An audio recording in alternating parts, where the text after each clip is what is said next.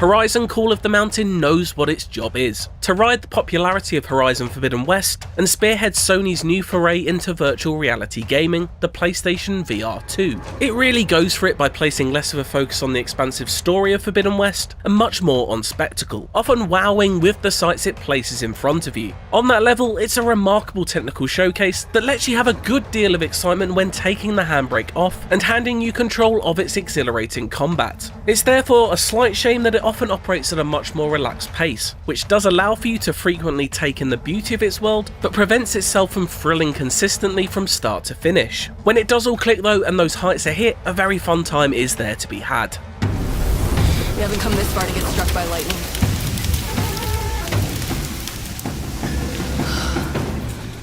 Alright, I think we're clear.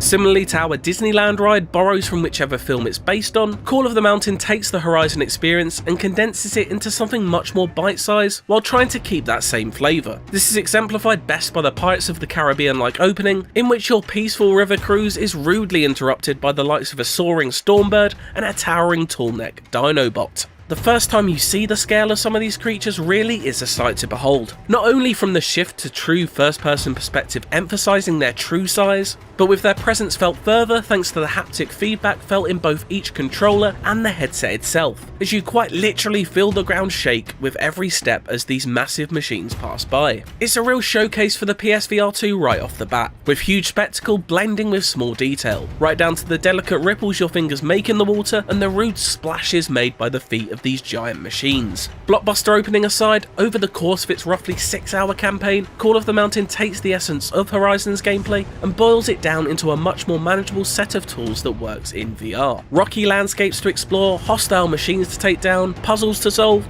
it's all here. What's notable, however, is that this is very much a linear experience that stands in sharp contrast to Zero Dawn or Forbidden West's vast open worlds. An inquisitive mind is occasionally rewarded with fun side activities, such as stacking rock cairns or collectible archery targets to hit, but mostly you'll be guided down a funnel path. This narrow approach naturally works well in VR, even if some of the inherent exploration that Horizon normally offers is lost. Guess this is why they needed a climber.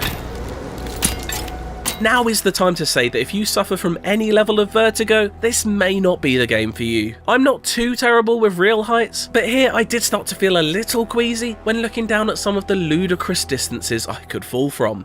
There are quite a few opportunities for potential plummets as well, thanks to the sheer amount of climbing you're asked to do. Climbing cliffs, climbing vines, climbing ice walls, climbing rock faces by lodging dual pickaxes into them, almost so much climbing that you may find yourself wanting to climb the walls of your house as well. Now, I wasn't naive enough to think that a game called Call of the Mountain wouldn't involve some climbing, but I was taken somewhat off guard when I found that it really is the majority of what you'll be doing here, especially in its early hours. Climbing isn't overly challenging, but honestly, reaching for handhold after handhold gets quite dull after you've scaled your third or fourth outcrop. It does get slightly more interesting once tools such as the grappling grabcaster are introduced, and the immersion of it all as the wind swirls around your ears and the excellent music swells as you reach the next peak is undeniable. Although some ascents offer slightly more excitement than others, I can honestly say I never found climbing to be consistently fun. It's frustrating then that it dominates much of what you'll be doing in Call of the Mountain, in particular when compared to its much less frequent but infinitely more exciting combat sections.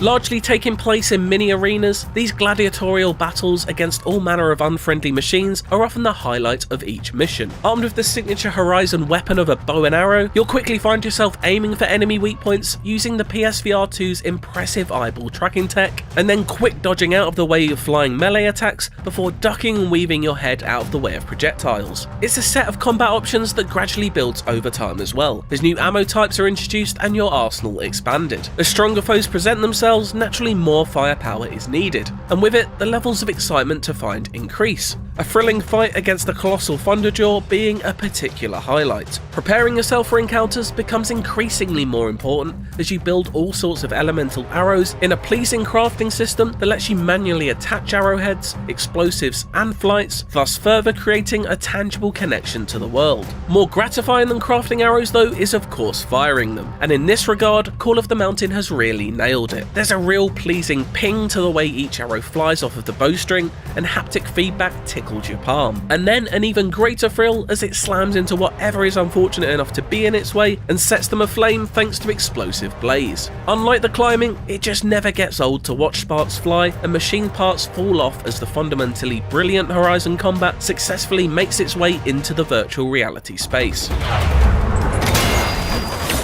Puzzles also pop up here and there, and again serve as a welcome break from climbing. Did I mention there's a lot of climbing? The problems are sometimes fun, but never overly difficult, and once the novelty of actually physically picking up gears and slotting them into position myself wore out, there became yet another minor obstacle on the way to the next combat encounter or story moment. That story is serviceable, but one that is definitely engineered in order to facilitate big moments and fun cameos, rather than tell a layered tale itself the way the previous two Horizons have. Here you play as Reyes rather than Aloy. He's a Shadow Carja rebel who must complete a series of tasks in order to atone for his crimes. His internal monologues are mercifully limited in a smart maneuver that allows you to experience this world firsthand yourself and not be distracted by voices in your head. Naturally, things escalate as the plot thickens, and the second half of the campaign becomes much more engaging than the first, thanks to the action increasing in both quality and quantity. A personal highlight is the aforementioned Thunderjaw cat and mouse section, which conjures up memories of Jurassic Park at its rousing best. There are a few little nods scattered throughout for big Horizon fans to find a value here. Familiar faces like Aloy drop in to say hello, for example, but don't necessarily come in expecting a dense new chapter in this universe's lore.